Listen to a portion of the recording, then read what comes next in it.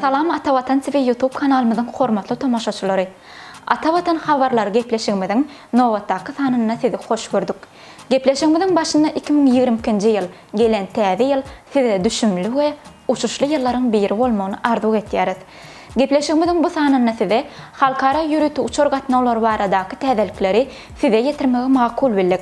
Yani Türkiýanyň Türk Hava Ýolları kompaniýasy Ata Vatan Türkmenistan halkara jurnalymyzyň atavatanturkmenistan.com internet saytymyzda beren maglumatlaryna görä täze ýyllaky ilkinji halkara ýürütü uçuşuny amala aşyrmagy meýilleşdirýär.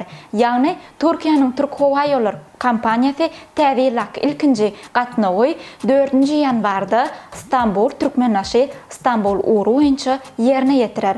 Bilşiňiz ýaly Ata Vatan Türkmenistan halkara jurnalynyň atavatanturkmenistan.com internet saýty koronavirus pandemiýasynyň dowam etýän we başlan döwründen bäri halkara uçur gatnawlarynyň togtadylanynyň soňraky ýola goýulan uçur gatnawlary baradaky maglumatlary ýygyderli okuwçylar köpçüligine ýetirip durdy.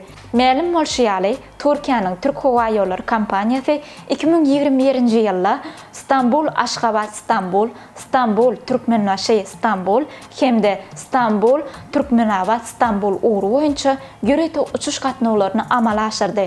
Şol gatnawlarda hem Türkiýede bilim almak mümkinçiligine eýe bolan türkmen talipleri Türkiýe Respublikasyna gitdiler.